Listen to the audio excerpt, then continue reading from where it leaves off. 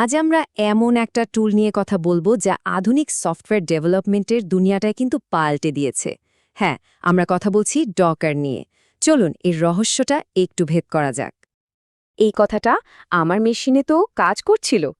আমার মনে হয় এমন কোনো ডেভেলপার নেই যে এই কথাটা শোনেনি বা বলেনি, তাই না? নিজের কম্পিউটারে সব দারুণ চলছে, কিন্তু অন্য কোথাও পাঠালেই বাস সব গণ্ডগোল। এই যে একটা হতাশাজনক পরিস্থিতি, এটাই কিন্তু আমাদের আজকের আলোচনার শুরু। তো এই যে মাথা খারাপ করার সমস্যাটা, এটা আসলে হয় কেন? কারণগুলো কিন্তু অনেক সময় খুবই সাধারণ। ধরুন, কোনো একটা জরুরি ফাইল হয়তো কপি করতে ভুলে গেছেন, কিংবা আপনার মেশিনে চলছে নোট.js এর একদম লেটেস্ট ভার্সন, আর সার্ভারে হয়তো পড়ে আছে অনেক পুরনো একটা ভার্সন। আরে, এমনকি এনভায়রনমেন্ট ভ্যারিয়েবলের সামান্য একটু ১৯-২০ও কিন্তু পুরো অ্যাপ্লিকেশনটাকেই নষ্ট করে দিতে পারে। তো এই সমস্যা থেকে পাকাপাকিভাবে মুক্তি পেতে চলুন একটা জার্নি শুরু করা যাক।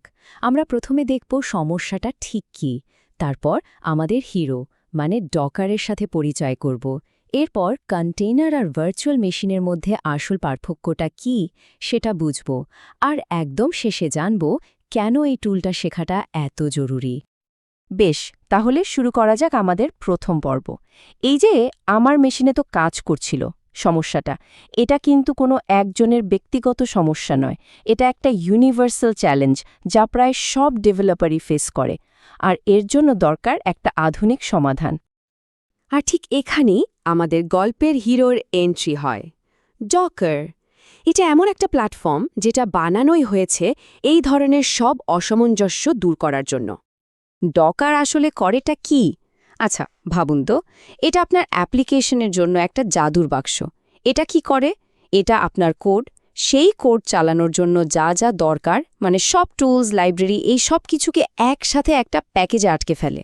আর এর ফল, এই বাক্সটা আপনি যেখানে নিয়ে যান না কেন, এর ভেতরে জিনিসগুলো একদম একই রকম থাকবে, কিচ্ছু বদলাবে না। আর এর আসল মজাটা তো এখানেই।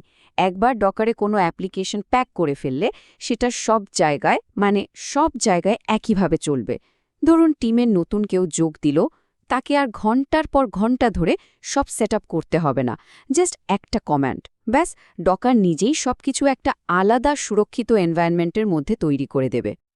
আচ্ছা, এবার একটা খুব কমন প্রশ্নের উত্তর খোঁজা যাক। অনেকেই কিন্তু কন্টেইনার আর ভার্চুয়াল মেশিন বা ভিএমকে এক করে ফেলেন, কিন্তু ডকারের আসল ক্ষমতাটা বুঝতে হলে এই দুটোর মধ্যে পার্থক্যটা জানাটা কিন্তু খুব খুব জরুরি। পার্থক্যটা বলতে গেলে আকাশ আর পাতালের মতো।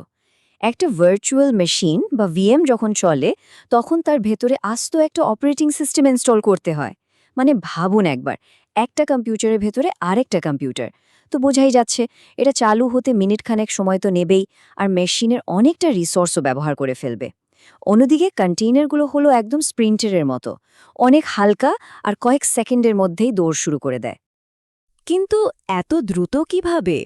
এর আসল রহস্যটা হলো, কন্টেনারগুলো কিন্তু হোস্ট মেশিনের অপারেটিং সিস্টেমের যে কোর বা কার্নেল, সেটাকেই শেয়ার করে। ওদের নিজেদের জন্য আলাদা করে কোনো অপারেটিং সিস্টেমের দরকারই পড়ে না। আর ঠিক এই কারণেই যে মেশিনে হয়তো হাতে গোনা কয়েকটা ভিএম চালানো যায়, সেই একই মেশিনে কিন্তু অনায়াসে কয়েক ডজন কন্টেনার চলতে পারে। চলুন এবার ডকার দুনিয়ার সবচেয়ে বেসিক দুটো কনসেপ্ট, ইমেজ এবং কন্টেইনার, এদের সম্পর্কটা একটু বুঝে নেওয়া যাক। ডকার ইমেজ জিনিসটা কি? এটাকে একটা ব্লুপ্রিন্ট বা নকশা হিসেবে ভাবতে পারেন। এটা একটা স্থির, মানে আনচেঞ্জেবল একটা ফাইল, যেখানে সব নির্দেশনা লেখা থাকে। যেমন অ্যাপ্লিকেশনটা বানাতে কি কি সফটওয়্যার লাগবে, পরিবেশটা কেমন হবে, এই সব কিছু। আর ডকার কন্টেইনার হলো সেই ব্লুপ্রিন্টের একটা জীবন্ত রানিং ভার্সন। মানে যখন আপনি ওই ইমেজটাকে রান করার কমান্ড দেন, তখন যেটা তৈরি হয় আর চলতে শুরু করে, সেটাই হলো একটা কন্টেইনার। যারা প্রোগ্রামিং করেন তাদের জন্য ব্যাপারটা বোঝা আরও অনেক সোজা। এটা ঠিক যেন ক্লাস আর অবজেক্টের মতো।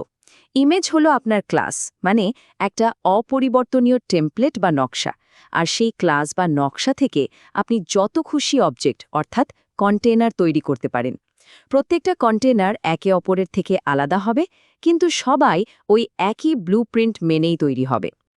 ডকারে কাজ করার প্রসেসটাও কিন্তু দারুণ সহজ। প্রথমে একটা ডকার ফাইল নামে টেক্সট ফাইলে কিছু নির্দেশনা লিখতে হয়। তারপর সেই ফাইলটা ব্যবহার করে একটা ইমেজ বিল্ড করতে হয়।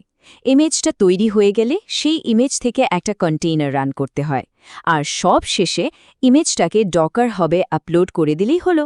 তখন যে কেউ সেটাকে ব্যবহার করতে পারবে। একটা সাধারণ ছোট অ্যাপ্লিকেশনের জন্য তো এই প্রসেসটা একদম ঠিকঠাক, কিন্তু যখন কোনো বড় অ্যাপ্লিকেশন নিয়ে কাজ করতে হয়, যেখানে অনেকগুলো পার্ট থাকে, যেমন একটা ফ্রন্ট এন্ড, একটা ব্যাক এন্ড, আবার একটা ডেটাবেস, তখন ডকার আমাদের হাতে আরও কিছু পাওয়ারফুল টুল তুলে দেয়। এই টুলগুলোর মধ্যে সবচেয়ে জরুরি হলো 3টা: ডকার কম্পোজ, ডকার ভলিউম আর ডকার নেটওয়ার্কিং। একটা ফুল স্ট্যাক অ্যাপ্লিকেশন ম্যানেজ করার জন্য এগুলোকে অপরিহার্য বললেও কম বলা হয়। ডকার কম্পোজকে বলা যেতে পারে একটা মাল্টি কন্টেইনার অ্যাপ্লিকেশনের অর্কেস্ট্রা কন্ডাক্টর। মানে আপনাকে আর আলাদা আলাদা করে ফ্রন্ট এন্ড, ব্যাক এন্ড বা ডেটাবেসের জন্য লম্বা লম্বা কমান্ড লিখতে হবে না। শুধু একটা ইয়ামল ফাইলে বলে দিন কোনটা কিভাবে চলবে, আর তারপর একটাই কমান্ড, ডকার কম্পোজ আপ, ব্যাস আপনার পুরো অ্যাপ্লিকেশন একবারে চালু হয়ে যাবে। আচ্ছা, একটা প্রশ্ন, কন্টেইনার বন্ধ করে দিলে কি ডেটাবেসের সব ডেটা মুছে যায়? উত্তরটা হলো হ্যাঁ, সাধারণত তাই হয়। আর এই মারাত্মক সমস্যার সমাধানই হলো ডকার ভলিউম। এটা কি করে? এটা আপনার কম্পিউটারের হার্ড ড্রাইভে ডেটা সেভ করে রাখে। ফলে আপনি কন্টেইনার ডিলিট করে দিলেও আপনার ডেটা কিন্তু একদম সুরক্ষিত থাকে। আর এই যে এতগুলো কন্টেইনার, এরা একে অপরের সাথে কথা বলবে কিভাবে? এর জন্য আছে ডকার নেটওয়ার্কিং। এটা কন্টেইনারগুলোর জন্য একটা প্রাইভেট আইসোলেটেড নেটওয়ার্ক তৈরি করে দেয়। এর মাধ্যমে ওরা খুব সহজে আর নিরাপদে একে অপরের সাথে ডেটা আদান প্রদান করতে পারে। তো আমরা আলোচনার প্রায় শেষ পর্যায়ে চলে এসেছি। এতক্ষণে নিশ্চয়ই একটা ধারণা পাওয়া গেছে যে ডকার সফটওয়্যার ইন্ডাস্ট্রিতে ঠিক কতটা বড় একটা বিপ্লব এনেছে।